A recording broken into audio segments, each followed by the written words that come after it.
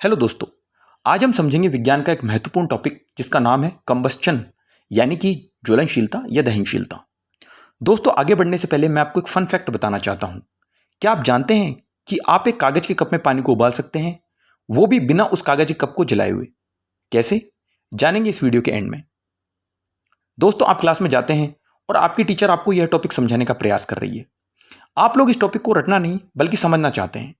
एक एक करके आपके साथी और आप परेशान हो चुके हैं, परंतु आप लोग इस टॉपिक का मूल सार नहीं समझ पा रहे हैं ताकि आप लोग इस टॉपिक को आसानी से एग्जाम में आंसर कर सकें।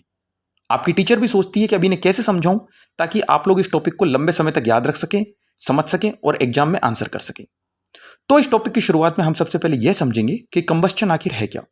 तो दोस्तों, किसी भी जलने योग्य पदार्थ के वायु या ऑक्सीजन की मौजूदगी में जलने की क्रिया को ही कंबस्चन यानी कि जलना या दहन कहा जाता है। अब हम यह जानेंगे कि वो कौन कौन से आवश्यक तत्व हैं और परिस्थितियां हैं जो किसी भी वस्तु के लिए अत्यंत आवश्यक है। तो पहला आवश्यक तत्व है कि जिस वस्तु को जलाया जाना है वह वस्तु अपने आप में ज्वलनशील प्रकृति की होनी चाहिए।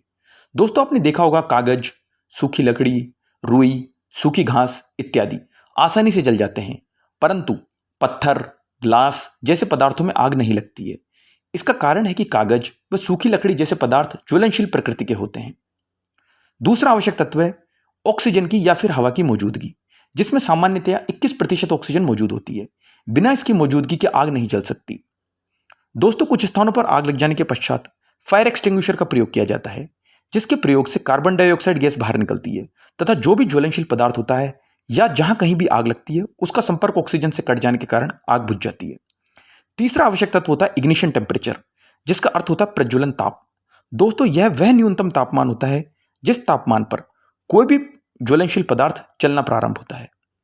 आपने देखा होगा पेट्रोल, डीजल जैसे पदार्थ आसानी से आग पकड़ लेते हैं, वहीं पर लकड़ी का टुकड़ा जलने में थोड़ा समय लेता है, जिसका मुख्य कारण होता है कि पेट्रोल और डीजल जैसे पदार्थों का इग्निशन टेम्परेचर लकड़ी के इग्निशन टेम्परेचर के मुकाबले कम होता है।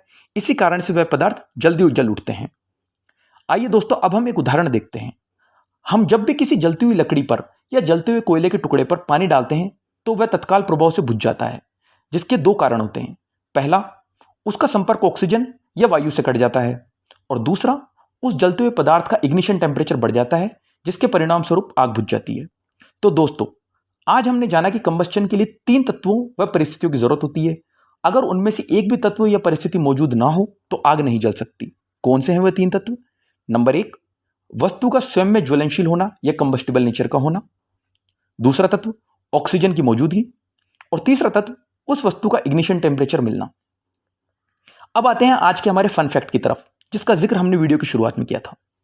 दोस्तों, आप अगर किसी कागज के खाली कप को आंच के ऊपर रखते हैं तो थोड़ी देर बाद वह जल उठेगा, क्योंकि कागज अपने आप में ज्वलनशील है, ऑक्सीजन उसके चारों तरफ मौजूद है और आंच की वजह से थोड़ी देर में इग्निशन टेम्परेचर भी उसे मिल जाएगा।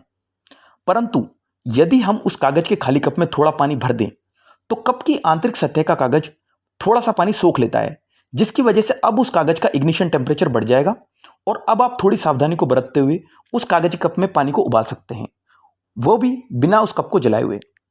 तो दोस्तों, आज के लिए इतना ही। आप अपने सवालों को कमेंट सेक्शन में पूछ सकते हैं। मिलते हैं फिर अगले वीडियो में विज्ञान के अन्य किसी महत्वपूर्ण टॉपिक के साथ। तब तक आप अपना ख्याल रखिए। Thank you.